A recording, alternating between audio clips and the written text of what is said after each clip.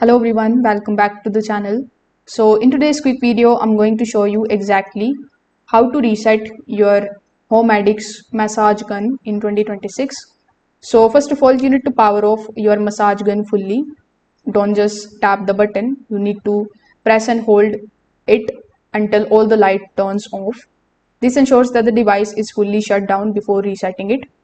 After doing so, you need to unplug the charger if it is connected. If your model has a removable battery, you need to take it out carefully. This is going to help clear any kind of stored electrical charge inside the device.